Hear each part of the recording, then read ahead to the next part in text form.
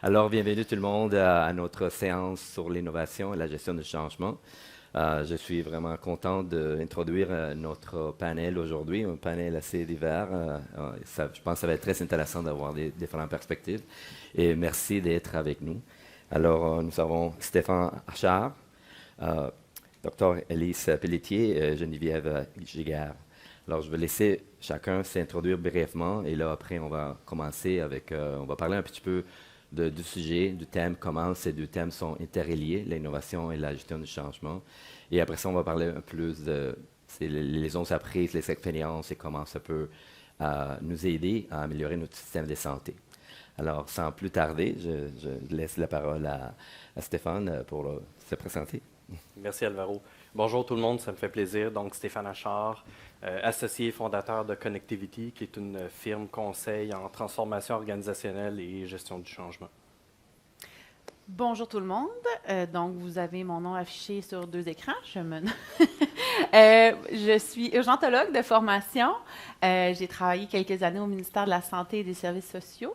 Et présentement, côté innovation, donc je joue 2 rôles. Un rôle de consultante au CHUM avec l'équipe d'intelligence artificielle de Citadel comme traductrice clinique. Également membre du conseil d'administration du quartier d'innovation en santé. Et je vais vous faire une confidence. J'écoutais aujourd'hui quelques présentations. Je suis assise avec 2 personnes d'expérience en gestion de changement. Donc, je dois avouer que j'ai un syndrome d'imposteur assez carabiné. Je vais essayer d'être adéquate et de donner des exemples concrets, mais je suis très heureuse d'être parmi vous. C'est un très bon début, Élise. Oui, je trouve, excellent. Franchement. Bonjour, Geneviève Giguère, aussi très contente d'être avec vous aujourd'hui. Je suis associée chez Deloitte en sciences de la vie et secteur de la santé, spécifiquement au Québec. J'ai passé la moitié de ma carrière dans une organisation pharmaceutique privée, puis l'autre moitié à aider les organisations du secteur de santé à faire des transformations majeures, que ce soit stratégiques, organisationnelles, opérationnelles. Donc, vraiment heureuse d'être avec vous aujourd'hui, parler d'innovation, c'est excitant, et de la mise en œuvre de cette innovation-là. Excellent. Donc, je pense que déjà, vous avez parlé un petit peu de votre profil et de votre expérience. Je ne sais pas si tu veux ajouter quelque chose de ton côté, Stéphane, étant donné que tu as un domaine d'expertise. Là, pour toi. Oui, effectivement, merci beaucoup. Puis, ce que je trouve, malgré que parfois on pense qu'on a un syndrome d'imposteur, je pense qu'on a chacun nos expertises. C'est sûr que de mon côté, en gestion de changement, je dirais qu'il y a 3 grandes choses, moi, qui m'émerveillent dans mon travail. La première chose, c'est vraiment d'accompagner les équipes à mieux définir la vision de la transformation ou des changements qu'ils veulent faire, comprendre c'est quoi les impacts, qui est-ce qu'on doit aller chercher dans la gestion de changement pour amener des solutions. Je fais énormément d'accompagnement de leaders, de gestionnaires dans toutes les organisations où je vais. Je vois qu'il y a une soif très importante pour les gestionnaires d'être accompagnés. Ça a été dans le passé, je dirais probablement un créneau qu'on avait oublié parce qu'on focusait très sur les solutions et un peu moins sur les gens qui sont justement dans le changement. Et une des choses que je trouve assez intéressante, parce que je suis allé voir aussi quelques conférences, j'aime beaucoup démystifier c'est quoi la gestion de changement parce que j'entends beaucoup de choses comme Hey Stéphane, l'autre jour j'étais dans une rencontre, puis en passant, j'ai parlé de toi, hein? Ouais, j'ai dit, vous savez, ça c'est un problème de gestion de changement. Alors, c'est quelque chose qu'on entend énormément. Fait que dans mon rôle, c'est très important de démystifier c'est quoi la gestion de changement. On va en parler un peu plus au fur et à mesure de la conversation. Mais je pense que c'est un bon moment pour peut-être parler de l'interrelation entre l'innovation et la gestion du changement. Alors peut-être Geneviève, si tu peux nous donner un peu ta perspective à cet égard. Effectivement, je pense qu'elles sont vraiment interreliées, là, comme tu dis, Stéphane. La gestion de changement, on a historiquement dit, on a un grand chantier de transformation à faire, ça nous prend une approche de gestion de changement. Évidemment, c'est la base. Il faut structurer, avoir une rigueur, impliquer nos gens, comprendre l'impact du changement sur nos parties prenantes. Rien de nouveau dans ce que je dis. Je pense que où est-ce qu'on s'en va maintenant, puis nous, la gestion de changement, c'est quelque chose qu'on fait au quotidien là, dans nos projets chez Deloitte. C'est qu'on aide maintenant nos clients à développer des cultures apprenantes, des organisations apprenantes versus d'être dans le processus de gestion de changement puis les étapes. je pense que ça résonne un peu avec ce que tu dis, Stéphane, c'est de dire comment on développe nos organisations à être plus apprenantes, à développer cette compétence-là. C'est probablement des nouvelles compétences parce que la technologie, elle évolue plus vite, elle apprend plus vite que l'humain. Fait que finalement, je pense que la question, c'est plus de se dire comment on travaille à apprendre plutôt qu'on apprend à travailler. Parce que l'innovation, on le voit avec ChatGPT, avec toutes ces discussions-là, ça va plus vite que ce que nous, on est capable nécessairement d'absorber. Donc, la grande qualité, je pense, des organisations qui vont avoir du succès, c'est de développer ces leaders et ces gens à tous les niveaux dans l'organisation pour vraiment vivre ça comme une culture organisationnelle. Élise, de ton point de vue plus terrain.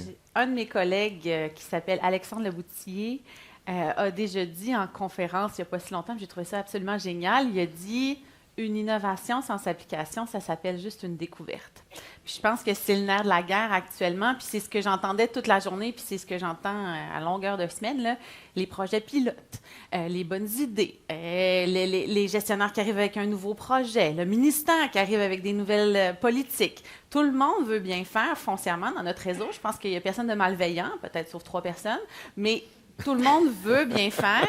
Donc, foncièrement, on arrive avec des paquets d'idées, mais là, après ça, il faut y aller au quotidien. Fait que j'adore l'idée de culture apprenante, de système apprenant.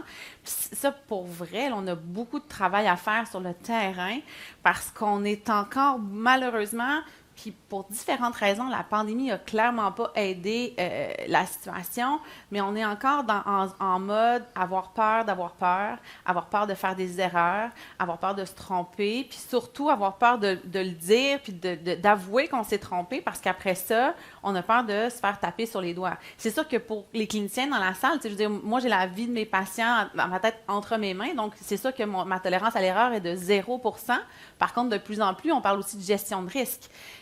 Si j'ai une patiente très âgée, puis que j'explique à la famille, bien, il y a peut-être une pneumonie, il y a peut-être ci, qu'est-ce que vous voulez faire? On fait des décisions partagées avec ça. Donc, la gestion de risque, on la fait au quotidien avec chaque patient. Puis maintenant, il faut la faire d'un point de vue organisationnel, justement pour pouvoir se donner la chance de dire on essaie des choses, puis on va se tromper. It's okay to make mistakes. C'est un livre que j'ai acheté à mon fils il y avait 5 ans.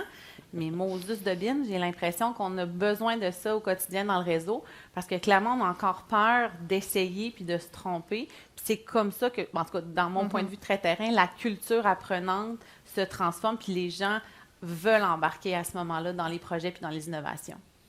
Excellent, merci. Bon, passons peut-être pour continuer sur l'orientation plus terrain, là. Est-ce qu'on peut parler de défis ou des enjeux courants dont finalement des opportunités, qui vont créer des opportunités, mais parlons un peu de la réalité terrain sur laquelle on peut utiliser les outils de gestion de changement et d'innovation. Je ne sais pas si tu veux continuer sur cet angle-là. Sur les enjeux? Oui. Bon, croyez-le ou non, mais l'offre est en déséquilibre avec la demande. Donc, je ne sais pas s'il y a des gens qui ont essayé d'avoir accès rapidement à un médecin, d'avoir la ligne rapidement au 811. On est en congrès de première ligne. Tout le monde fait des gros efforts, mais clairement, on a des enjeux de capacité. Je travaille en milieu hospitalier dans les hôpitaux. On le sait, on ferme des lits par manque d'infirmières. Bref, c'est difficile. Fait que l'offre et la demande augmentent. Donc, on a une diminution de l'offre de façon relative et on a une augmentation de la demande pour différentes raisons. Tous ceux qui sont en clinique savent que la démographie, entre autres, actuellement, moi qui est dans une urgence dans la région de Québec, on est à 75-80% de notre clientèle sur civière qui a 75 ans et plus. Puis ça ne va pas s'en aller en s'améliorant, ça non plus. L'augmentation de la demande vient aussi du fait que de plus en plus, la façon que les gens consomment leurs soins a changé. C'est ici maintenant. Donc, un peu comme moi, je commande des trucs sur Amazon à 2 h du matin parce que ça me tente. Les gens me demandent, se disent « Oups, là, faudrait que j'aille voir mon médecin aujourd'hui. Ça ne peut pas attendre la semaine prochaine. Donc, je veux consommer maintenant. » Puis on a aussi, parce qu'on a de plus en plus de technologie, on a tout ce qu'on appelle en soins les incidents à l'ombre. Donc, mettons que vous venez pour un mal de tête aigu à l'urgence, je vous fais un scan cérébral, oups, je trouve une petite patente, puis là, on n'est pas certain, on va recontrôler dans 3 semaines. Ça crée du stress, ça crée une augmentation de la demande parce qu'il va falloir faire un autre test d'examen, etc., etc., etc. Donc, il y a vraiment un mismatch, je m'excuse l'anglicisme, entre l'œuf actuellement, puis aussi sur le terrain, on voit de l'épuisement, on voit une anxiété, on voit un cynisme et la demande fait que pour moi, c'est global comme enjeu, mais c'est majeur. Puis c'est là où j'adore travailler dans l'innovation, c'est que je sais qu'il y a des solutions, je vais mourir, ça a été écrit sur ma tombe, elle aura essayé, mais pour vrai, il y en existe des solutions, la technologie, entre autres, bien sûr, je travaille en intelligence artificielle, c'est pas pour rien, je vois à quel point les outils vont pouvoir aider les humains à être en relation avec les humains, c'est ce qu'on a besoin, on a besoin d'humains ouverts, empathiques, qui vont être capables de soutenir leurs patients, leur clientèle, mais appuyés par plein de technologies autour. Puis je pense que c'est vers là qu'on doit aller. Avant de parler des solutions, j'aimerais avoir un peu la perspective de nous autres panélistes aussi sur soit les enjeux ou les tendances que vous voyez présentement dans notre environnement. Écoutez, je pense que j'espère qu'on a du temps beaucoup dans ce panel-là parce qu'effectivement, je pense que c'est tous des super bons points. Moi, je suis moins dans nécessairement le médical pur, mais on s'entend que ça se pourrait qu'on vive une très grande transformation dans notre réseau de santé au Québec. On entend des grands projets, effectivement. Donc, ça, effectivement, qu'on parle de gestion de changement, ça va être majeur. On a aussi des grands chantiers technologiques. On a le DSM, le CIFAR, des grands mots comme ça qu'on se dit, wow, tu sais, il va falloir exécuter ça, mettre en place.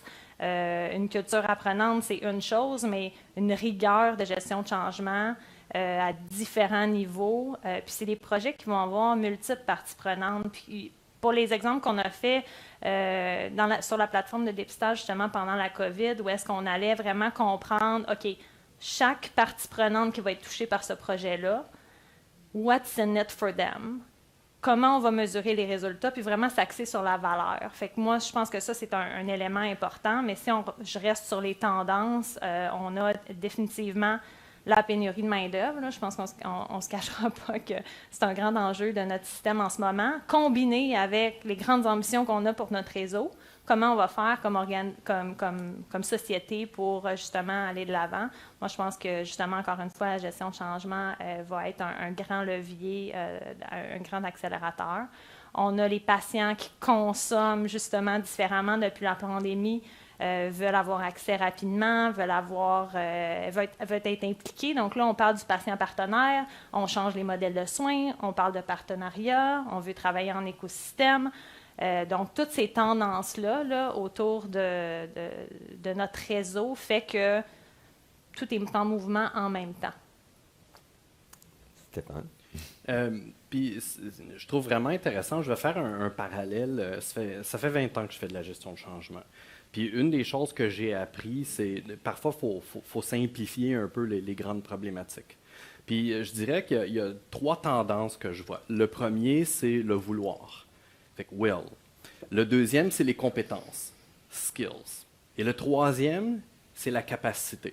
La capacité, c'est quoi? C'est le temps d'avoir à changer et les ressources et l'argent pour changer. Et ce qu'on se rend compte, c'est que ces 3 grandes problématiques-là, en ce moment, dans le marché, se rencontrent et c'est les grands sujets de l'heure. Fait que, qu'est-ce qui arrive, par exemple? Moi, personnellement, je ne suis pas une personne qui focus beaucoup sur la résistance au changement. Je ne pense pas que c'est ça la plus grande problématique à l'heure actuelle. La plus grande problématique, pour moi, c'est la capacité de changer. Et, entre autres, qu'on parlait, la capacité en tant qu'organisation apprenante à développer nos compétences, développer sur plusieurs années comment je veux faire grandir mon organisation. Et tantôt, ce que tu parlais, Geneviève, c'est vraiment ça, c'est les technologies nous rattrapent parce qu'on n'a pas nécessairement innové les compétences des gens qui sont au cœur de ces changements-là. Et ça, c'est une priorité. Fait que quand je m'assois avec des équipes de changement puis qu'on définit les grandes voies qu'on va faire, c'est justement comment on gère la capacité, comment on gère les compétences, et après ça, on ira voir le vouloir des gens. Mais si on a fait les 2 premiers, le vouloir est un peu plus facile. Mais mettons là que Je regarde à l'urgence, là, nous, on travaille 24/7. On ne peut pas se dire, OK, on ferme l'urgence demain matin, go, on innove. Le bout de capacité, justement, là, parce que tu le mentionnes, pour moi, il est majeur dans le réseau actuellement. Tu sais, je disais, il y a une inadéquation, mais c'est parce qu'on ne peut pas arrêter de donner des soins du jour au lendemain. C'est impossible. On fait comment pour se créer... Je ne sais pas si c'est la solution magique, pour vrai, là, mais on se fait comment pour se créer de la capacité? Parce que moi, ça me trotte dans la tête perpétuellement. Puis souvent, tu as raison, les gens, ils ont du will. Tu sais, je regarde tous les professionnels de la santé, ils ont les compétences. On pourrait parler des compétences des patients, parce que moi, je trouve ça, tu sais, on a l'excellent et mon collègue Vincent Dumais dans une autre salle qui nous fait compétition, malheureusement, mais qui promouvoit beaucoup la littératie, puis justement, de dire si on veut être partenaire comme patient, tu sais, je veux dire, quand même, je veux danser le tango avec quelqu'un, si j'ai aucune idée comment, je vais juste me traîner les pieds, j'aurais l'air fou. Fait qu'il faut que j'apprenne à danser. Donc, les patients doivent apprendre à être partenaires dans leurs soins. Mais je reviens à ma question. On fait comment pour créer de la capacité si on se dit qu'on a de la compétence et on a de la volonté? C'est quoi le secret?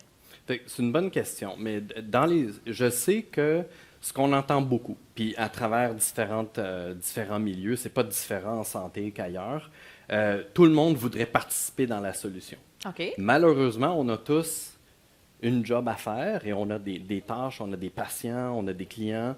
Et qu'est-ce qui arrive, c'est qu'on développe ce qu'on appelle des agents de changement. Fait que des gens qui...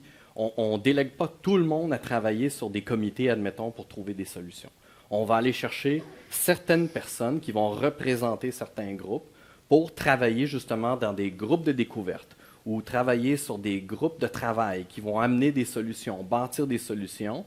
Et après ça, contrairement à ce qu'on faisait avant, qui était un big bang de solutions, on arrivait, puis bon, on forme tout le monde en même temps, on amène la solution tout le monde en même temps, on y va en évolution. Pour justement, je dirais, balancer les besoins de continuer les opérations et le besoin de continuer à innover. Je ne sais pas si tu veux ajouter quelque chose. Non, c'est une super bonne réponse, mais moi, l'élément que j'ajouterais aussi, c'est dans la préparation puis dans l'accompagnement. Des fois, j'ai l'impression qu'on veut tout faire, on pense qu'on est capable de tout faire tout seul, mais il faut aussi se dire, écoute, on a peut-être besoin d'aide, de quelqu'un qui a fait ça à la même place avant ou à des endroits similaires. Puis après ça, vraiment se préparer. Puis il y a des façons aussi, comme par exemple dans les grandes transformations technologiques cliniques où on va faire du shadow charting. On va vraiment se préparer. Shadow charting, qu'est-ce que ça veut dire, ça? Ça veut dire qu'on charte à 2 places en même temps. Ah, d'accord.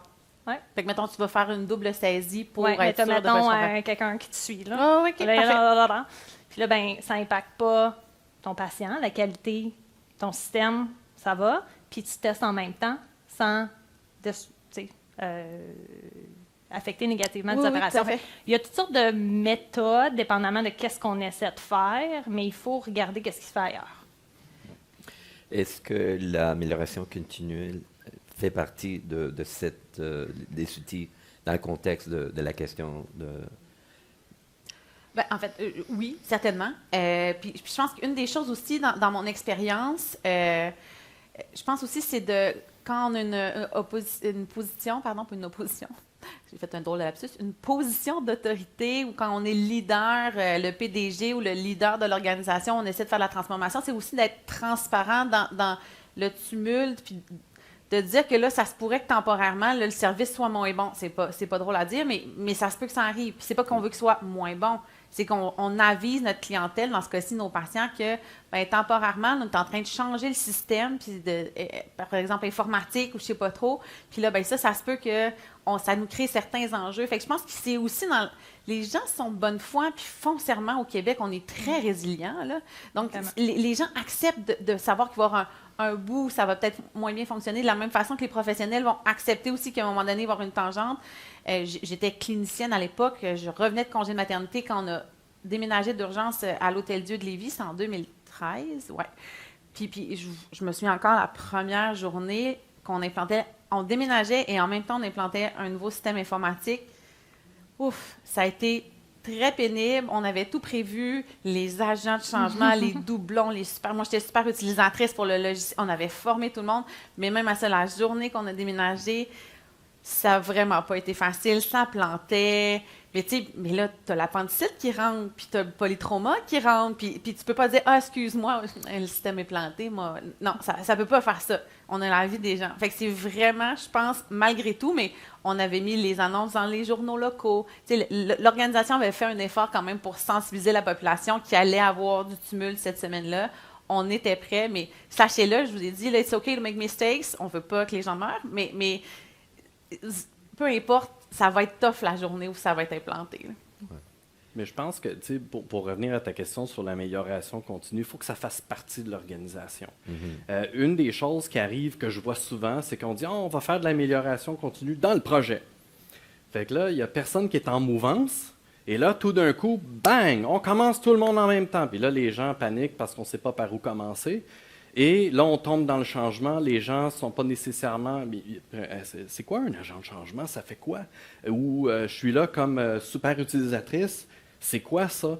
Quand on fait un gros bond d'éducation sur comment gérer un projet, en même temps qu'on gère les opérations, ça ne fonctionne pas très bien. Déjà, puis tu as raison, il n'y a aucun déploiement parfait. On va être honnête, il n'y en a pas de déploiement parfait. Il y a des déploiements qui arrivent, on se prépare le mieux qu'on peut, mais si les gens sont dans une culture d'amélioration continue et qui ont une tolérance justement au fait que peut-être que ça ira pas aussi bien qu'on veut, déjà là, on est en avance. Moi, j'aime ce que tu dis, puis c'est aussi, je pense, la confiance mutuelle, puis, tu sais, quand j'entends... je voulais dire... Je vais te tutoyer. Oui, on avait dit qu'on se tutoyait aujourd'hui. On est proches, là. Élise, dire par rapport de faire des erreurs et tout, justement, ça ne veut pas dire d'impacter la qualité des soins, mais c'est aussi de ne pas se pointer du doigt, de se permettre d'expérimenter dans l'innovation. Hier, j'étais justement avec un client où est-ce qu'on a développé un outil d'intelligence artificielle qui va changer la façon de travailler. C'était pas dans le secteur de la santé spécifiquement, mais dans le secteur des sciences de la vie. Puis, normalement, quand on développe ce type d'outil-là, la réception des utilisateurs, c'est « ben non, là, tu sais, je sais comment faire ma job, j'ai pas besoin de l'outil pour me dire comment faire. » Mais là, on a appelé ça plutôt un boost. Puis j'ai vraiment aimé le terme parce qu'on a dit « OK, continue de faire tes choses, expérimente avec l'outil, puis utilise-le comme un boost, puis vois si tu aimes ça, comment tu l'utilises, puis chacun va comme développer une compétence, une confiance avec l'outil, puis ça enlève un peu de la pression d'être comme « ben là, il faut que tu utilises l'outil, c'est ça ton nouvel outil, you move forward ». Fait qu'il y a aussi des types d'innovation où on peut se permettre de dire « on se donne la chance de l'apprendre, de l'essayer, de l'utiliser comme un boost, puis on va voir les résultats, on va les mesurer, puis après, on va les célébrer, puis ça va tranquillement s'en venir dans notre quotidien. Moi, je trouve que c'est un bel exemple de comment amener la gestion de changement de manière concrète. Puis je vais peut-être juste rajouter un petit mot par rapport à la culture apprenante, l'amélioration continue. Je voudrais peut-être juste, étant docteur, parler un peu du leadership médical. Clairement, il a été mis à mal dans les dernières années. Je donne des cours en leadership médical à l'Université Laval. Puis, peu importe, tu sais, moi, mon objectif, c'est quand vous allez sortir de la salle, vous soyez remplis d'espoir et vous gambadiez, mais que vous ayez des outils pour justement voir comment je peux implanter ça chez moi. Puis, une des choses qui est importante, c'est pas que les docteurs, on est tous des troubles de personnalité narcissique. C'est vraiment une façon de réfléchir différente. Je suis contente que vous trouviez ma blague bonne. Mais c'est de par comment le système est fait au Québec, donc le principe de travailleur autonome dans une équipe. Mais je vous dirais, c'est vraiment une façon de réfléchir le système et de réfléchir les soins qui est différente dans la communauté médicale. Malheureusement, de par, entre autres, la pénurie de personnel, on a entendu des décideurs politiques dire « Regardez, les docteurs, vous soignez, vous êtes payés assez cher pour ça. Nous, on va gérer. » Pire erreur du monde entier à faire. Puis il y a de la littérature scientifique, les Kaiser Permanente, les cliniques, peu importe, Mayo. partout dans le monde, Clinique Mayo, c'est un autre bon exemple. La co-gestion avec vos cliniciens et donc vos médecins, c'est essentiel, que ce soit en amélioration continue, que ce soit en culture apprenante, un peu comme les partenaires patients, pour moi, qui sont les patients ont leur mot à dire dans leur expérience aussi. c'est vraiment essentiel dans ma tête. Puis là, présentement, malheureusement, à cause des 10 dernières années, ce que je vois dans la communauté médicale, parce que c'est pas reconnu, puis même, moi, les gens pensent que je suis pas bonne docteur parce que je m'implique en gestion. C'est pas ça, c'est que j'ai besoin de le faire, sentir que je m'implique. Il n'y en a plus. Les gens ne veulent plus le faire, sont démobilisés, ont l'impression qu'on ne les écoute pas, ont l'impression que c'est des divas qui veulent... Mais non, c'est pas ça. C'est vraiment important pour moi de le mentionner aujourd'hui parce que je le vois, là, j'ai visité avec le ministère, avec l'équipe STAT, le tiers des urgences au Québec. J'ai visité 50 urgences en 3 ans, puis c'était quand même un fil conducteur assez fort de voir la démobilisation médicale dans les réseaux, dans les systèmes. Puis je suis certaine qu'en première ligne, pour avoir plein d'amis en première ligne, on le sent aussi, mais c'est bizarre parce qu'il y a une dichotomie. On sent qu'ils veulent innover, mais en même temps, ils ont le sentiment qu'ils ne sont pas écoutés. Fait que c'est pour ça que je pense que c'est vraiment important de mettre tout le monde ensemble puis d'arrêter de se pointer du doigt en disant « c'est de ta faute, le médecin ne fait pas ci, il faut travailler en équipe, point. » Puis les docteurs font partie de l'équipe, puis ça fait partie de l'équation. Oui, je pense que tu parles des cultures. En tout cas, c'est ça que pour moi que ça résonne. Bien, j'aimerais juste ajouter que je trouve vraiment intéressant, on est dans une ère où de plus en plus on va déhiérarchiser les organisations. Il y a quelques années, j'entendais encore « Ah oui, mais moi je suis le vice-président » ou « Moi je suis le docteur » ou ci ou ça. Dans un monde en transformation, il faut enlever ça. On a chacun des expertises. On a chacun des domaines d'expérience. On arrive dans quelque part. On peut tous s'asseoir à table et collaborer ensemble. Il n'y a pas de titre autour de la gestion de changement. Il y a des humains qui collaborent, qui co-créent et qui livrent. Très bien dit. Peut-être ça serait intéressant de l'illustrer un petit peu. Alors, s'il y a des exemples, s'il y a des projets sur lesquels vous avez déjà vécu, là, ça serait peut-être bien de parler un petit peu de ces exemples-là. Et quelles sont les leçons, la prise que vous tirez? Vous avez déjà parlé de plusieurs, mais peut-être en baser sur des exemples, ça aiderait à aller un peu plus loin dans cette table-là. Vas-y. Je dévie un peu dans l'exemple parce que là, on a parlé, je pense, super bien de l'implication, de l'interdisciplinarité. Moi, je voudrais amener aussi l'innovation. Puis des fois, on pense innovation, puis on pense technologie, TI. Mais on n'est pas là. Je pense qu'on est dans l'innovation partout. Tout est une innovation. Par exemple, je trouve qu'une organisation qui a bien développé cette culture-là, c'est justement les gens de Eastern Health, donc à Terre-Neuve, qui eux aussi nous font compétition sur notre annonce. Je sais. Ouais. Et eux, dans le fond, du leadership, là, justement provincial, ils ont défini, on va interagir différemment avec la communauté, on va devenir innovant. Puis ils l'ont tellement bien déployé dans même leur façon de faire, leur politique, leurs approvisionnements. Et maintenant, ils choisissent des partenaires privés, puis c'est basé sur la valeur, donc, et non pas un processus d'approvisionnement traditionnel. Donc, dans toutes, même les politiques, les façons de faire, on peut trouver de l'innovation, puis on doit s'inspirer des gens qui le font bien. Je trouve qu'ils l'ont tellement bien fait que maintenant, il y a certaines organisations privées qui se disent « On a une innovation, on a une bonne idée. » Parlons aux gens de Terre-Neuve, on va l'essayer là-bas, on va voir comment ça se passe, puis après, on va le développer at large. Pour moi, c'est un bon exemple de dire, wow, ils ont vraiment une culture apprenante où est-ce que même les entreprises veulent aller tester leurs innovations avec leurs gens sur le terrain. Donc, pour moi, je pense que c'est un bel exemple de succès. Puis sinon, l'autre élément, c'est plus justement dans les ressources humaines. On a des super beaux exemples où est-ce que justement on automatise, par exemple, la gestion des horaires. Bon, la gestion des horaires, on en entend souvent parler. C'est un lourd processus administratif, mais souvent quand on en parle, on est toujours comme « Ouais, mais au Québec, on est différent, puis c'est spécial, puis on a des syndicats, puis on a ci. » Je pense qu'il y a une chose qu'il faut se dire, c'est qu'on n'est pas si spécial, puis on est capable de le faire. Fait qu'il faut se donner la chance de réfléchir, de regarder, puis vraiment de bouger sur certains dossiers critiques comme ça, en s'inspirant de ce qui est fait ailleurs. J'y vas-tu? OK. Moi, ça va plus être des exemples de gestion de changement. Puis je vais vous parler aussi un peu du projet avec lequel je travaille avec l'équipe du CHUM.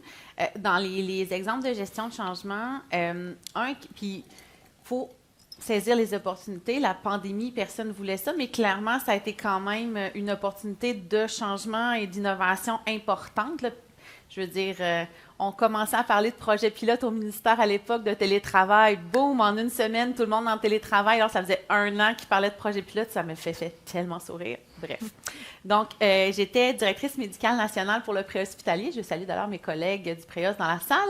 Et quand la pandémie est arrivée, la direction médicale nationale, les paramédics n'ont pas d'ordre professionnel. Donc, c'est l'équivalent d'un ordre professionnel. Et il y a un examen certificatif comme tout professionnel qui passe à la fin un examen. Les paramédics, depuis des années, les entreprises, bref, un peu tout le monde avait certaines insatisfactions par rapport à cet examen-là. Entre autres parce que le taux de succès au premier passage était de 50 %. Donc, vous avez des diplômés qui, à la fin de leur technique, avaient une personne sur 2, donc ne rentraient pas sur le marché du travail parce qu'ils échouaient leur examen certificatif. Donc, 1, c'est frustrant pour le travailleur qui ne peut pas aller travailler. 2, c'est frustrant pour l'employeur qui ne peut pas employer. Et 3, on était vertueux, bien entendu. Tout le monde voulait la protection des citoyens. Mais clairement, il y avait quelque chose qui accrochait. Donc, moi, j'étais rentrée en mandat quelques mois auparavant. La pandémie arrive. Puis là, on se revire de bord. On est comme, wow, qu'est-ce qu'on va faire pour l'examen certificatif? C'est sur place habituellement. Puis c'est ce qu'on appelle un ECOS là, en santé. Donc, c'est des stations où les paramédics doivent passer puis faire des techniques puis tout ça. Fait que là, je fais, il faut changer le modèle. Je dis, de toute façon, on s'en allait vers là. Qu'est-ce qu'on fait? Fait que là, on a consulté des spécialistes en pédagogie, entre autres évaluative, qui m'ont dit, là, Élise, on pourrait aller en entreprise. Comme ça, avec la COVID, c'est correct parce que de toute façon, on donne encore les soins, on va donner les outils de protection adéquats. Puis on a construit, en l'espace de 3 mois, on a refait complètement le système d'évaluation des techniciens ambulanciers paramédics, avec maintenant un taux de succès au premier passage à 98 %. Et c'est sécuritaire, donc il n'y a pas plus de gens qui meurent dans les ambulances, j'en suis persuadée. C'est juste qu'on a changé notre approche. Et dans tout le volet de l'évaluation, on a aussi accompagné nos étudiants pour voir quand, mettons, il y avait un échec sur une technique, on l'accompagnait pour qu'ils puissent la refaire une deuxième fois et à ce moment-là, nous prouver qu'ils étaient capables de le faire. Puis ça a eu vraiment un effet positif, je pense, bien entendu, pour les employeurs et les employés, comme je disais. Mais je pense aussi, c'est que ça nous a... Écoutez, on était très fiers parce que alors que tous les autres professionnels n'ont pas été capables de faire ce changement-là, nous, on a juste saisi l'opportunité de quelque chose qui allait arriver de toute façon. On sentait que le terrain était prêt, puis on a réussi à l'amener avec nous. Puis ce qu'on a fait aussi depuis ce temps, puisqu'on parlait d'amélioration continue, c'est que tout de suite après, on est allé voir les étudiants, on est allé voir les professeurs de cégep, on est allé voir tout le monde pour dire, OK, comment on s'améliore? Puis année après année, on a essayé de revoir notre cadre, justement, d'évaluation pour être certain qu'on était sécuritaire, qu'on avait des bonnes méthodologies pédagogiques. Je pense que c'est un beau succès là, comme exemple. Dans les enjeux, je vais revenir un peu sur un exemple que je trouve assez commun. Je vois, par exemple, beaucoup, vu qu'on manque de personnel partout, tout va super vite. Comme je dis, moi, je suis agnostique à la technologie. C'est pas vraiment important. C'est comment les humains à l'intérieur de ça bougent entre eux. Et une des choses que je me rends compte dans les organisations aujourd'hui, c'est qu'on voit de plus en plus des gestionnaires du jour, ou la personne de gestion de changement du jour, ou l'amélioration continue du jour. Fait que, par exemple, je suis dans une organisation, puis « Hey, Élise, en passant, ça va bien? Oui. Tiens, j'ai un projet pour toi. Je te nomme gestionnaire de projet. » Et là, Élise se revire de bord et, au meilleur de sa connaissance, elle devient gestionnaire de projet. Et une des choses qu'on se rend compte, et de là l'aspect l'amélioration continue, déjà l'aspect des organisations apprenantes, la problématique, c'est qu'elle va faire de son mieux. Dans une équipe complète, si on est tous comme ça, le problème, c'est comment est-ce que je vais arriver à mon résultat. Et ça revient à une histoire très intéressante où, quand j'ai fait un mandat dans un hôpital ici à Montréal, et j'étais en entrevue, et ce qui devait être une entrevue de 3 personnes est devenu un panneau de 9 médecins devant moi. Et la question qu'on m'a dit, c'est « Stéphane, toi, tu n'es pas médecin. Comment tu vas venir faire la gestion de changement chez nous? » C'est une bonne question, ça, Stéphane. Comment ça fait? Exactement. On ne retournera pas sur les 10 minutes qu'on a passées, mais la partie qui est intéressante, que je ramène tout le temps, c'est que chacun a son expertise. Pour réussir, dans un projet, il faut que je mette les bonnes ressources en place. Je ne peux pas mettre des simili-personnes dans des rôles.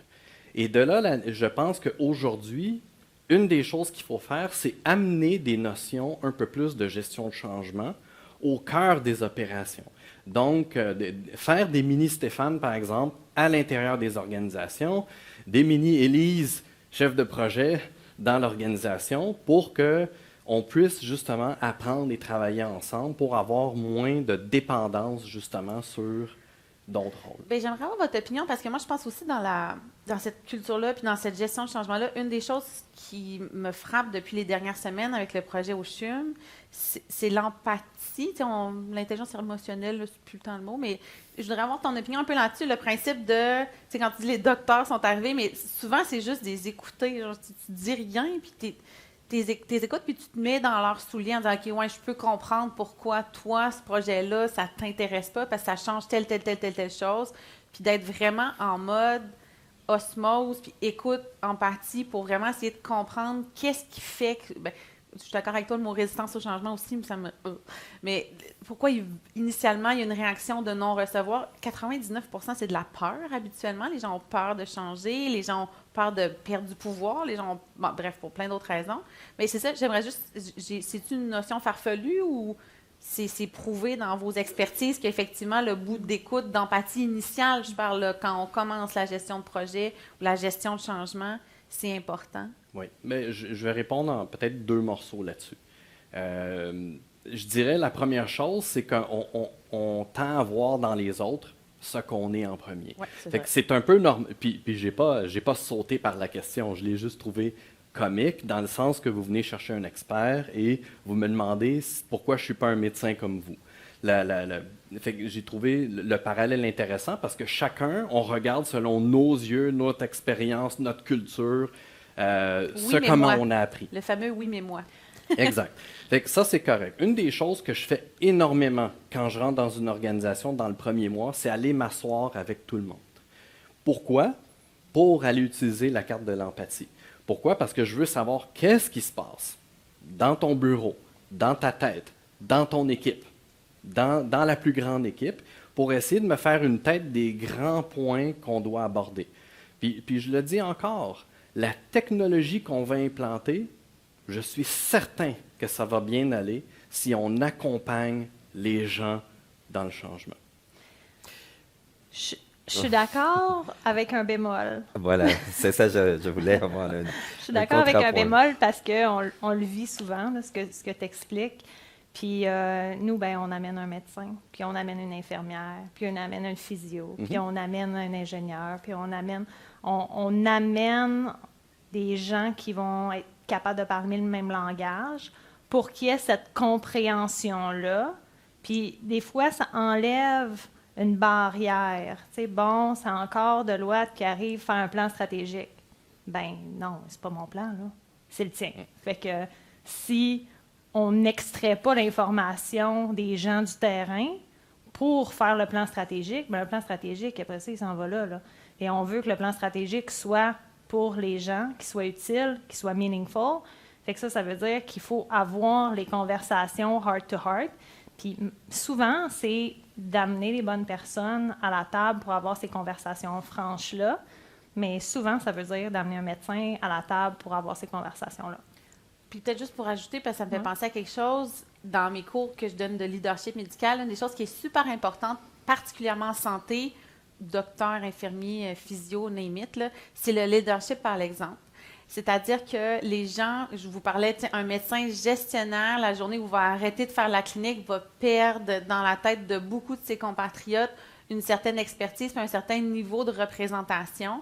Fait que si vous êtes, mettons, avec Deloitte, avec des points bonus, si vous allez chercher le leader par l'exemple du groupe, l'infirmière que ses pairs vont aller chercher, parce que c'est elle qui a toujours la solution. Ça, pour vrai, là, c'est tellement... C'est une expérience qui va être beaucoup plus facile d'aller chercher, justement, quand tu dis que tu vas t'asseoir dans le bureau, dans la salle d'urgence, on s'assoit puis on regarde, on le voit, les leaders, par exemple, naturels, qui vont être « Élise, peux-tu me demander... Élise, j'ai besoin d'aide » ou name it. Nathalie, j'ai besoin d'aide. Souvent, ces gens-là, si vous êtes capable de les rentrer dans vos projets puis de les inclure dans votre stratégie, ça, pour de vrai, c'est de l'or en barre puis évidemment, je parle du réseau de la santé parce que c'est mon expérience, là, mais le leadership, par exemple, est prouvé scientifiquement comme étant celui qui a le plus d'impact dans la communauté médicale. C'est la littérature que j'ai lue, mais je pense que c'est vrai pour l'ensemble des professionnels de la santé. Oui. Puis si je donne un exemple justement d'un exercice que je suis en train de faire là-dessus, puis c'est un parallélisme. Fait que le 1 à 1 avec les gens, aller voir qu'est-ce qui se passe dans leur monde, puis après ça, les ramener en équipe. Et je suis en train de faire 4 ateliers où le premier, c'était de dire, bon, ben sur un 0 à 5, où c'est l'organisation qui est responsable, puis c'est vous qui êtes responsable, où est-ce que vous pensez que se situe la responsabilité de gérer le changement dans votre équipe? Première question. Et on a débattu de ça. La séance d'après, c'est de dire, OK, parfait, quel rôle vous pensez que vous avez dans le changement? Fait que là, les gens, les collègues se parlent entre eux, puis ils ne se connaissent pas nécessairement parce qu'on les ramène ensemble pour la première fois. Et le troisième, c'est de bâtir le plan. Et le quatrième, c'est par où on commence. C'est quoi les prochaines étapes? Et exactement dans ce sens-là où les gens sont impliqués directement à mettre en place leur plan. Donc, ce n'est pas Stéphane, ce n'est pas l'expert en gestion de changement, c'est mon rôle de facilitateur parce que les gens ont les solutions. Là, c'est le bout, il faut trouver de la capacité, je ne l'ai pas trouvé encore. Mais c'est pas grave, je suis d'accord avec toi.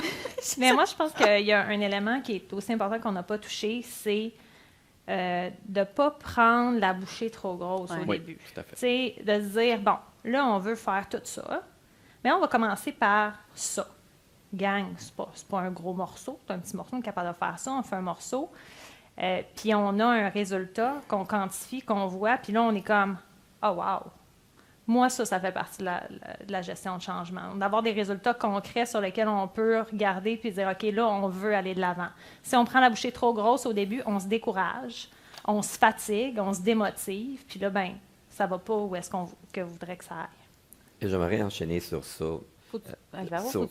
Faut-tu que les gens nous posent des questions, Mané? Je me suis comme posé la Oui, question. non, on a encore du temps et on va avoir l'opportunité. Je surveille ça parce qu'on va avoir aussi peut-être les exemples qui viennent de l'auditoire. Mais j'aime beaucoup les points que tu as amenés de quoi pas faire. Et peut-être, si vous voulez, enchaîner un petit peu sur qu'est-ce qu'on ne doit pas faire ou des pratiques que vous trouvez qui sont vraiment nocives ou contre-productives dans le contexte de la gestion de changement ou de l'innovation.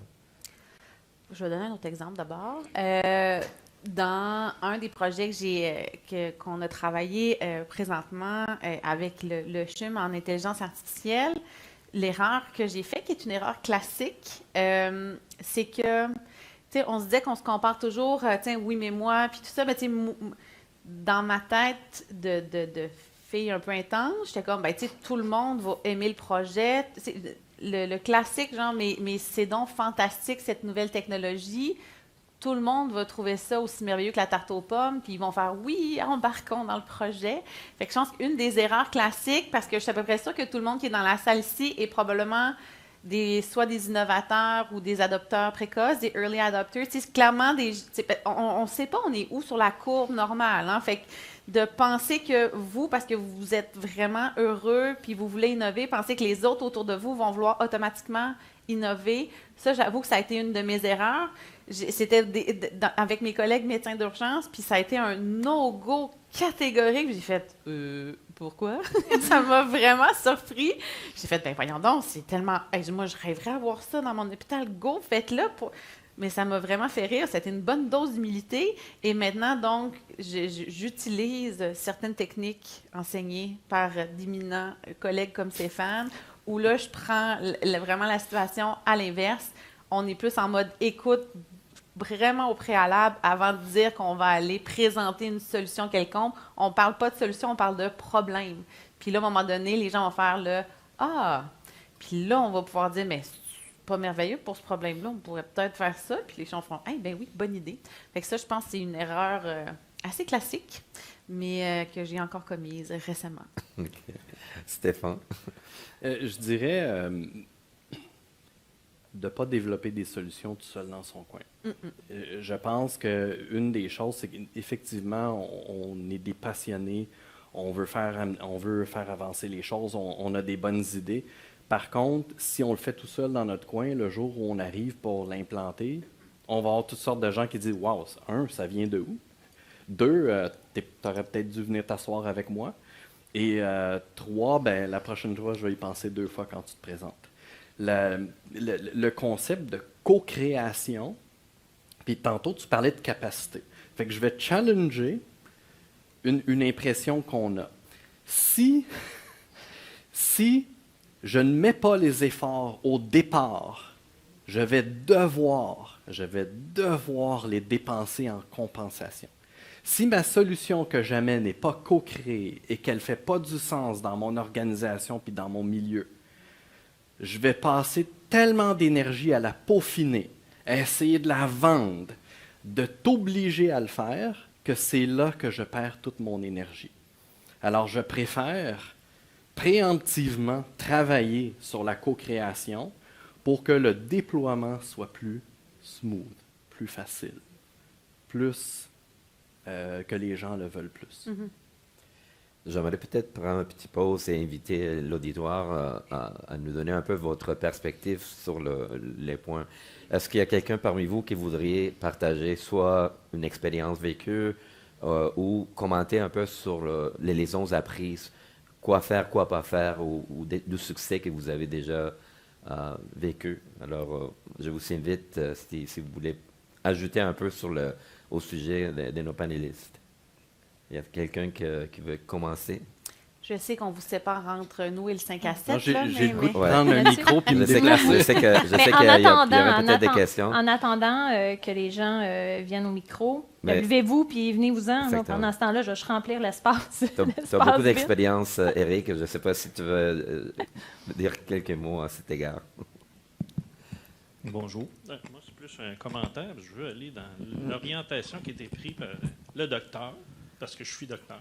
Oh, Et que je suis tout à fait, je comprenais parfaitement ce que vous disiez, dans le sens qu'on a comme tassé les docteurs, on les a démotivés, on les écoute pas. Je ne sais pas historiquement pourquoi, il y a comme une espèce de conflit de pouvoir, ou qu'importe. Là, je ne connais pas la cause, mais je le constate. Moi, j'ai la chance dans mon organisation qu'on m'ait permis de faire de l'innovation puis d'avancer. C'est un moteur intéressant, parce que moi, je fais un peu le joint avec la technologie. Fait que je comprends bien les processus terrain, je viens de la première ligne, je fais de l'urgence, je fais de l'hôpital. Maintenant, le gros de mon travail, c'est vraiment de travailler à ce que l'organisation avance en adoptant de la technologie. Pas tant de la techno, c'est un outil, c'est une boîte, mais c'est tellement aidant pour avancer, puis de mieux structurer, puis d'optimiser le travail. Je cherche moi aussi comment faire pour un peu réintégrer ces gens-là. Oui, ils ont une pensée particulière, mais ça peut être des moteurs qui peuvent tirer. Puis je suis tout à fait d'accord que ça prend un docteur pour parler à un docteur. Ça, c'est clair. Sans ça, ça ne fonctionne pas. Ça prend une infirmière pour parler à une infirmière. Ça prend les professionnels. Fait qu'il faut aller chercher ces gens-là. Il y en a dans le réseau, ces gens-là. C'est des innovateurs, c'est des moteurs. On se prive de ces gens-là. Je trouve ça dommage. Comment qu'on pourrait faire pour réussir à aller les rechercher? Je me questionne encore. Là. Je me considère privilégié là, moi, dans mon organisation. Là, mais ça en prend d'autres. Partout. moi, je suis entièrement d'accord. J'ai l'impression que ça prend entre autres des modèles de rôle. Fait que probablement que vous, avec vos résidents, vous êtes un modèle de rôle. Moi, clairement, avec mes étudiants, mes résidents, j'essaie, puis je les vois, les jeunes, puis souvent, en fait, là, le sentiment que j'ai, je ne sais pas s'il y a d'autres médecins dans la salle, c'est les médecins, les jeunes médecins commencent, là, puis ils sont comme, wouhou, ils sont fous comme de la merde, ils veulent faire 56 affaires, puis là, ils se font casser, maner, puis là, pouf, la démotivation, puis comme, parfait, je vais les voir, mes 1000 patients, puis laissez-moi tranquille, c'est terminé. Fait que je pense qu'il faut vraiment essayer de les saisir au début de leur pratique. Je pense que c'est une des choses pour les organisations ici présentes, pour moi, c'est probablement prioritaire. Puis l'autre chose, j'ai l'impression que le modèle de rôle, mais tu sais, je pense que c'est plus global que ça. On a clairement des blessures à soigner tous ensemble, les docteurs, mais je pense que ces deux choses-là aident, parce que moi, entre autres, avec le cours de leadership à l'université, tu sais, je le vois qu'ils sont motivés, mais ils ne savent juste pas où aller, puis ils veulent participer en équipe. Mais malheureusement, je vous le dis, là, sur le terrain, on a beaucoup, juste dans le non-verbal de certains gestionnaires, c'est comme non, docteur, ça me tente putain, là. On va soigner des patients. Puis je trouve ça dommage. Puis ça peut être avec d'autres professionnels, là, je vous parle de mon expérience, mais j'ai vraiment là, ce sentiment-là là, de démotivation, il est important. Fait que je pense que autant sur la place publique, vous, moi, tout le monde, il faut qu'on donne ce message clair-là que le système, pas de docteur impliqué, ça ne va pas fonctionner, point à la ligne. Mais c'est ça. Ouais, puis c'est une belle opportunité, je pense, que tu dis par rapport aux jeunes médecins, parce que quand on regarde le futur de la main-d'œuvre, on parle beaucoup des générations, les multiples générations, puis le fait que les nouvelles générations n'ont pas les mêmes besoins, les mêmes attentes par rapport à leur carrière. Ils veulent être médecins, mais potentiellement qu'ils veulent faire aussi autre chose, peut-être la technologie, où là, ils vont dire « Ouais, mais ça, je l'ai fait, je ne veux plus le faire. » Donc, comment on intègre les besoins des nouvelles générations aussi dans le marché du travail? Mais c'est vrai pour tout, là. C'est vrai pour les médecins, mais pour vraiment toutes les personnes autour de cette table-là. Fait que quand on parle d'une organisation prenante, ce que je trouve le fun, c'est que justement, les jeunes vont nous amener ce, par défaut, besoin-là, soif d'apprentissage, soif de faire plusieurs choses, qui va nous propulser, je pense, vers le futur. Oui. J'aimerais ajouter aussi, une des choses que je pense qui est importante, c'est la notion de coach. On a souvent tendance à penser qu'un coach, c'est une personne tierce à l'extérieur de l'organisation. Je pense que dans notre société, on a mûri assez aujourd'hui pour dire, tu sais quoi, moi je suis un médecin, je ne suis pas un médecin, mais mettons je suis un médecin, ça fait 30 ans que je suis médecin. J'ai le goût de coacher, j'ai le goût de rentrer dans des projets d'innovation. Pourquoi on ne donne pas cette permission-là? Pourquoi? Parce que la connaissance que vous avez est clé. Et ça, il faut développer des rôles. Il faut développer, puis ça fait partie du groupe d'amélioration continue. Ça fait partie d'un groupe que j'ai pris dans le cœur de l'organisation, qui connaît l'organisation, puis qui est passionné par l'organisation, mais je leur donne un second souffle et je leur dis, tu sais quoi, je te donne 20 personnes, va en coaching, on a des projets, go, pars avec ça. C'est une bonne idée, ça. J'aime ça. Excellent, merci beaucoup. Je sais que nous avons un autre commentaire ou question peut-être. Désolé. Donc, bonjour, je m'appelle Mouad Afif, et puis pour moi, je suis un finisseur à la maîtrise à l'Université de Montréal en administration et services de santé. Donc, pour moi, c'est toute la gestion, etc. C'est un peu mon dada. Mais je vous écoutais parler tout à l'heure, et puis j'ai commencé à être préoccupé par une question à laquelle j'avais pensé auparavant aussi, mais Dr Berger-Pelletier, vous avez mentionné qu'à un certain moment, il fallait juste tout refaire le système d'évaluation pour que les gens puissent avoir du succès, pour qu'ils puissent compléter, puis qu'ils puissent commencer à travailler. Mais donc, c'est à quel moment qu'il faut dire, OK, ça y est, on refait? Parce qu'à un certain moment, la structure va influencer ce qui se fait et vice-versa. Mais donc, quand est-ce qu'on doit refaire la structure pour ensuite permettre l'innovation, pour ensuite entamer une gestion du changement qui est efficace? C'est une bonne question, ça. Dans mon cas, c'était assez simple parce que j'avais un résultat qui était très tangible, qui était un taux de succès à un examen qui était chroniquement anémique, là. Donc, tu sais, peu importe les tentatives de mini-changements qui avaient été, parce qu'il y en avait eu là, quand même, puis comme je dis, les gens qui faisaient ça avant le faisaient vraiment là, de façon assidue, persuadés qu'ils évaluaient pour la santé de la population, mais tous les petits changements avaient eu un résultat idem, c'est-à-dire taux de succès à 50 quel, 60% au premier passage.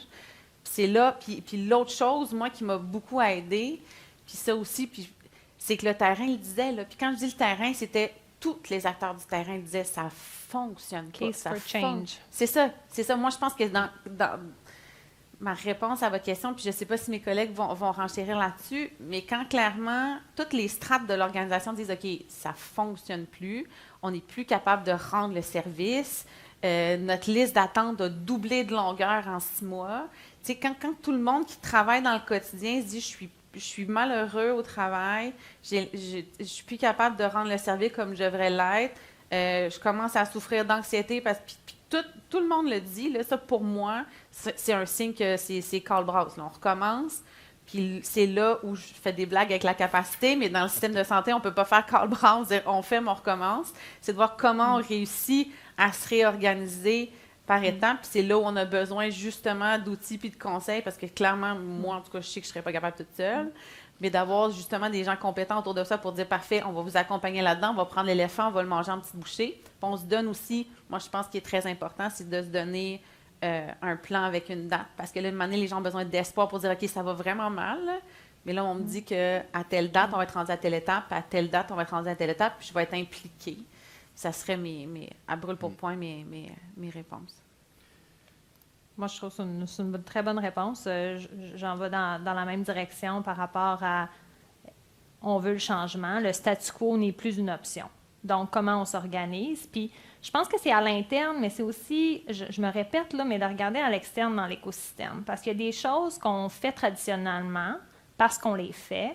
Et là, il faut se demander si, est-ce que c'est vraiment nous qui devons les faire ou est-ce qu'on doit regarder ailleurs pour relâcher de la capacité, la réinvestir. Puis la technologie va nous relâcher de la capacité, justement, à réinvestir, mais là, on ne peut pas tout faire en même temps. Fait qu'il faut prioriser, il faut faire des choix. Je pense que dans certaines organisations puis certains établissements sont super innovants, puis ça, c'est le fun, mais ça crée aussi des attentes. Fait que là, maintenant, tu as 18 directions là, dans ton établissement, puis là, tu dis, on fait une transformation. Là, tout le monde a des attentes, tout le monde a des besoins.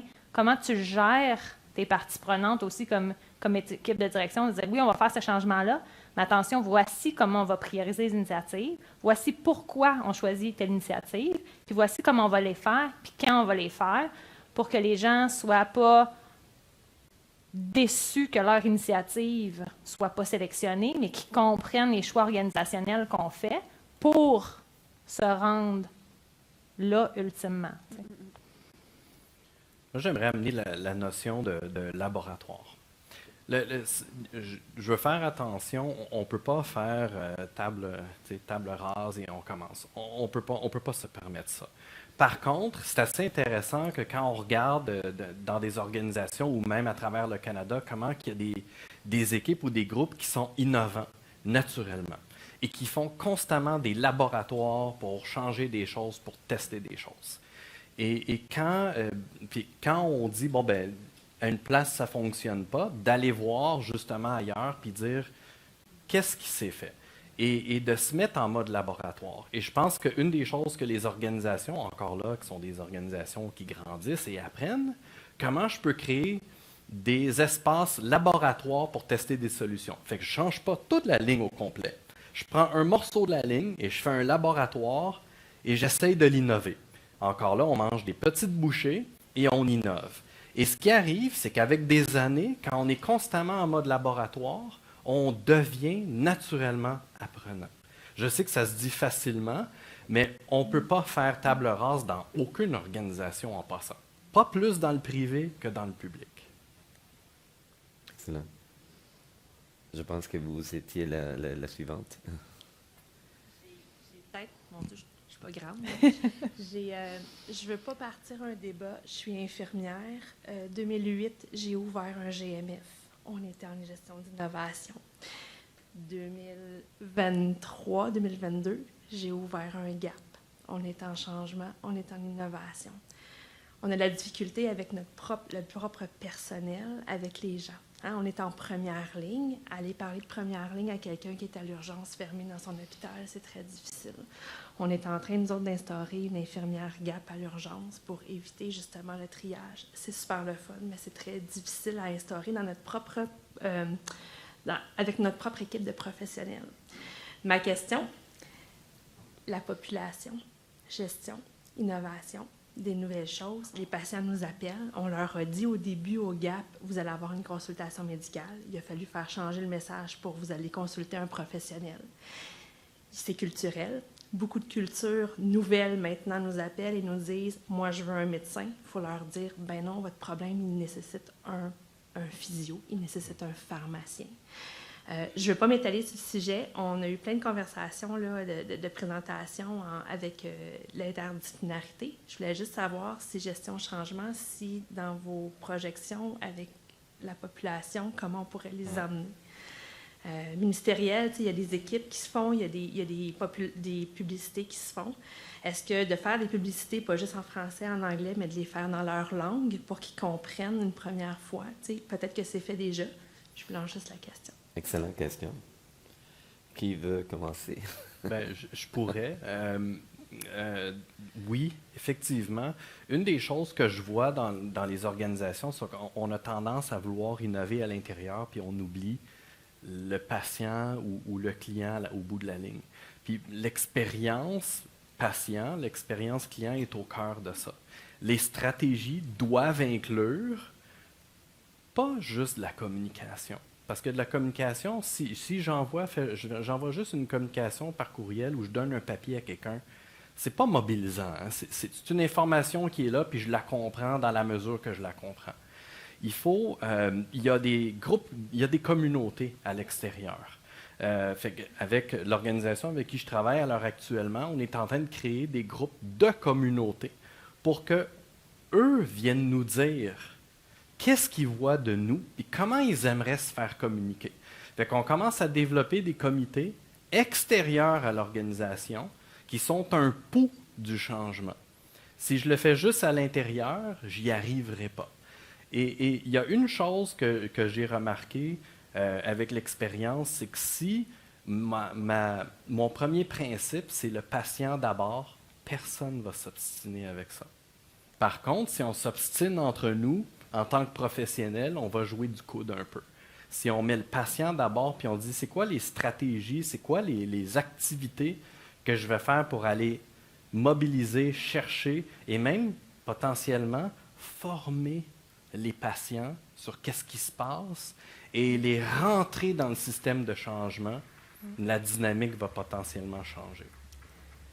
Je vais juste renchérir. Je pense que la formation des patients, c'est super important. En ce moment, on est en train de faire un projet justement d'innovation au niveau d'un programme d'éducation entre les universités, les hôpitaux, parce qu'il y a aussi le système d'éducation, le système de la santé. Il y a des liens qu'on doit faire davantage aussi. Puis, l'autre volet, c'est avec le patient. Fait que former le patient quand il est dans nos murs, mais aussi à l'extérieur des murs. Donc, je pense que ce que vous amenez, c'est vraiment important comme réflexion collective. Puis, je ne sais pas votre expérience, je vais vous donner un exemple qui n'a pas rapport, mais qui a rapport. L'IPAM, l'Institut de pertinence, le AM, je ne me rappelle jamais ce que ça veut dire, mais bref. Les actes médicaux. Merci. La non-médecin, c'est ça. Oui, exact. Les acronymes et moi, ce n'est pas ma force. Moi, je te soutiens. Merci de me soutenir. L'IPAM, donc, l'Institut de la pertinence des actes médicaux, il y a une couple d'années, a coupé, entre autres, en fond, eux, leur objectif, c'est une entité entre le gouvernement, la FMSQ, couper des actes chez les médecins spécialistes pour, bref, une entente un peu complexe. Le point étant, il y a 3-4 ans, je pense, c'est juste avant la pandémie, ils ont coupé la radiographie des sinus. Fait que, croyez-le ou pas, croyez-moi ou pas, demain matin, vous venez à l'urgence me voir en disant que vous avez une sinusite. Je ne peux pas vous faire de radiographie des sinus. Les radiologistes ne sont plus payés pour l'interpréter. Fait que ça a juste été final bâton. Puis ça fait des années que toutes les communautés scientifiques disaient que c'était non pertinent de faire des radiographies. Tu sais, c'était correct de le couper, là. Mais la levée de bouclier pour ça, quand c'est arrivé, là, c'était spectaculaire. Je comme, on s'en foutu, genre, c'est une radiographie des sinus. Mais là, la fois que j'en ai besoin, je peux pas faire. Fait qu'initialement, le lever de bouclier général, les gens n'étaient pas contents, les radiologistes, les médecins de première ligne, tout le monde était bien fâché. Mais savez-vous quoi? Après un an, on n'en a plus entendu parler. Fait que moi, j'ai l'impression que dans l'approche populationnelle, malheureusement, vous subissez, étant au front, les fantassins de la première ligne, c'est vous qui subissez les fougues, et moins directement, parce que quand ils ne sont pas contents, ils viennent à l'urgence voir le docteur. Donc, je pense que c'est ça. Mais ultimement, les gens vont s'habituer puis ils vont être satisfaits, parce que moi, je pense que, mettons, le classique mal de dos est beaucoup mieux servi par un physiothérapeute que par un médecin d'urgence qui fait toujours la même maudite affaire. Fait que c'est ça, moi je pense qu'elle est là, la gestion du changement aussi, c'est qu'à force d'utilisation, de travailler au quotidien, parce que, on le sait scientifiquement, les publicités, les communiqués de presse, ça a un effet très instantané et mitigé. Donc oui, il faut en faire, je ne dis pas qu'il ne faut pas en faire, mais je sais que c'est vraiment sur le long cours que tranquillement, on va sentir la fin de la frustration quand ils vont avoir rapidement réponse à la ligne, ils vont avoir rapidement un professionnel de la santé et qu'à la fin, tu sais, on le mesure. Puis l'autre chose, c'est de mesurer la satisfaction. Tu sais, le physiothérapeute a réglé mon problème de dos, j'ai pu retourner au travail rapidement. Good for me. L'autre chose, par contre, c'est qu'il y a beaucoup de processus à changer qui sont centrés sur les médecins. Le physiothérapeute doit pouvoir faire une radiographie s'il veut, faire le billet médical d'absence s'il veut. Pourquoi c'est un docteur qu'il faut qu'il fasse ça? Ça n'a pas rapport. Fait que, tu sais, dans cette gestion de changement-là, il y a tout ce qui est satellitaire, je dirais, à ça. Puis les gens, tout ce qu'ils veulent, c'est un soin. Ils ont un problème, ils veulent un soin, puis ils veulent retourner à leurs activités de la vie quotidienne. Tout le monde ici présent veut ça. Que tu aies un cancer ou que tu aies un mal de dos parce que tu t'es barré le dos le matin, tout le monde veut être guéri et retourner à sa vie normale. Fait qu'il faut juste se donner les outils pour le faire. Merci de votre question. Voilà. J'ai encore du temps? Oui, s'il vous plaît. Moi, j'ai une question sur le concept de réseau. On vit évidemment dans le réseau de la santé et des services sociaux et il y a partout des réussites. Partout. Il y a partout des projets pilotes aussi. Mon Dieu qu'on est fort pour des projets pilotes. On fait partout des projets pilotes. Comment est-ce qu'on fait dans une gestion de changement pour faire qu'il y ait un partage, il y ait une implication? Tu sais, je veux dire, le Québec est différent, les régions sont différentes. Et moi, ça me fascine de voir à quel point est-ce qu'on a de la difficulté à faire que les conditions gagnantes dans un endroit soient dupliquées ailleurs. Là, c'est vraiment comment est-ce qu'on met ça en œuvre? Parce que tout va pas mal dans le réseau de la santé. C'est juste que j'ai l'impression qu'on n'arrive pas à mettre en valeur là où ça va bien. Excellent. C'était ma dernière question que je voulais poser. Donc, c'est merveilleux. parfait. Parfait, merci. Voilà. Alors, comment on fait pour élargir l'impact, là, pour vraiment essayer de faire le scaling up là, et la réplication à grande échelle? Bien, je pense que j'aime beaucoup votre point parce qu'une des choses qu'on regarde de plus en plus, même dans les organisations aujourd'hui, c'est comment on développe la communauté de connaissances. Comment on partage au lieu de recommencer. Parce que si tout le monde fait les mêmes laboratoires à 22 places, ça dépense beaucoup d'énergie. Et comment on crée des communautés, justement, d'expériences et qu'on les partage. Évidemment, ça demande du temps. Ça demande des gens pour se déplacer, pour partager. Mais juste, regardez aujourd'hui, juste les 2 journées de conférences qu'on fait où on parle justement des expériences, c'est ça qu'il faut amener plus. La question, souvent, les gens vont dire, OK, mais comment après ça, je vais chercher cette formule-là pour l'implanter? Ça, c'est la partie plus compliquée. Donc, d'échanger en mode communautaire sur les solutions, c'est une chose. Comment est-ce qu'on va partager les recettes? Et c'est là que les organisations, c'est là aussi que le milieu de la santé doit commencer à se questionner pour dire comment on s'organise un peu plus. Et je reviens sur le concept tantôt de coaching, où j'ai des coachs qui s'en vont à travers l'organisation et qui répliquent ce modèle-là au lieu de faire 22 fois le même laboratoire.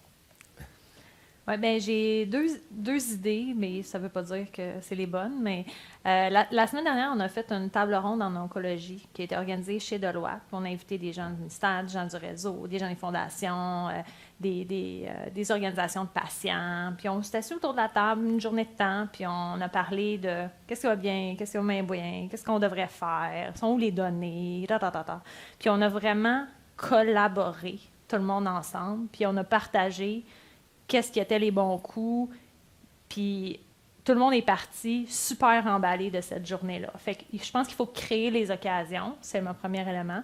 Puis deuxièmement aussi, célébrer les succès puis les utiliser comme des accélérateurs. Ça, c'est mon deuxième mot de la journée. J'ai dit boost tantôt, là je dis accélérateur. Je pense que de dire qu'un projet pilote, parce qu'on est peut-être tanné ou essoufflé de ce projet pilote-là, c'est de dire on a fait un projet, puis ça devient un accélérateur pour les autres. Fait que là, qu'est-ce que ça veut dire? C'est qu'on a une approche, on a des mesures. Puis ça ne veut pas dire que ça va être exactement 100% la même affaire ailleurs dans l'établissement numéro 2, mais c'est de dire on va prendre la même approche, on va prendre ce qui existe déjà, puis on va l'adapter à la réalité de notre population puis de nos gens à l'interne. Élise, les derniers mots. Peut-être 2 points pour ajouter. Je pense qu'un des problèmes qu'on a actuellement dans le scaling up, c'est le principe qu'on dicte la recette de gâteau au chocolat, mais on n'est pas dans l'approche de résultat, ce qui est à dire le gâteau au chocolat. Puis notre culture, que ce soit au ministère, mon ami Paul, ou que ce soit dans les CIS, les CIUS, la règle générale, on mesure peu encore ce qu'on veut, puis on ne se donne pas un résultat concret mesurable, ce qui fait qu'on va aller dans l'obligation de moyens. On va se donner l'obligation de moyens. Tout le monde va mettre la même farine, le même chocolat, le même lait, les mêmes œufs dans le gâteau pour avoir le même résultat, alors que les gens, foncièrement, dans les projets pilotes, dès qu'on va aller présenter une solution, vont être en mode stop parce que oui, mais moi, dans ma région, je ne peux pas faire ce même gâteau au chocolat-là parce que je n'ai pas cette farine-là. Oui, mais moi, dans telle situation, ce n'est pas ma réalité. Automatiquement, les gens ne se mettent pas en mode écoute. Mais tout le monde veut manger du gâteau au chocolat à la fin. Là. Fait que je pense que c'est une des choses, si on veut s'améliorer dans l'appropriation, c'est dire le projet pilote X, le résultat a donné Y, visez Y. Puis on vous donne X, on vous donne le livre de recettes. Puis, je veux dire, tout le monde qui cuisine ici, des fois, moi, je ne veux pas telle affaire, je le remplace par ça, ça goûte bon pareil à la fin. Donc, je pense que solution numéro 1 dans ma tête pour le scaling up, c'est que ce soit les autorités gouvernementales, donc le ministère, les établissements, c'est de se donner des obligations de résultats à la fin. Et ça va aider justement. Puis l'autre chose, je suis entièrement d'accord avec mes collègues, c'est vraiment, on en a parlé depuis le début, mais c'est dans le principe de la communauté puis dans le partage. Moi, je me rappelle encore des réunions Teams avec tous les gens du réseau. Puis là, on présentait justement un beau projet pilote. On était comme, wow, c'est donc bien merveilleux. Tout le monde roule les yeux. Puis c'est comme, ils ne veulent pas écouter parce qu'on a l'impression qu'on se fait donner la leçon plutôt qu'on est en train de partager une solution. Puis ça, dans le réseau, c'est un gros... je ne sais pas encore, je vous disais, là, on sent sur le terrain que les gens sont en mode défensif. Mais là, pour changer cette culture-là, puis qu'on est en mode de partage, ça va prendre du temps, mais... Je veux dire, vous êtes ici, puis je suis certaine que vous êtes tous en mode partage. Ça va prendre de plus en plus de gens qui vont continuer à avoir cette mentalité-là dans leurs équipes, dans leur communauté. L'oncologie, c'est un excellent exemple. Je pense que c'est un des domaines au Québec où, justement, cette communauté-là est très ouverte, très apprenante, très collaborative. Mais je pense qu'il faut le faire plus largement pour que ça puisse fonctionner, justement, ce partage-là. Puis le dernier point, c'est les outils technologiques. Les quartiers d'innovation en santé, c'est exactement ce qu'on veut faire. Nous, c'est de se donner les outils pour qu'on puisse partager au Québec et partout dans le monde des innovations, puis qu'on puisse se mettre en lien. Mais il y en a partout. Il faut se donner nos outils. Maintenant, c'est facile en 2023. Bon, excellente discussion. Je pense que ma job a été très facile aujourd'hui. Merci beaucoup. Vous êtes vraiment un panel fantastique. Mais merci aussi à vous pour votre participation et bonne continuation pour la conférence. Merci.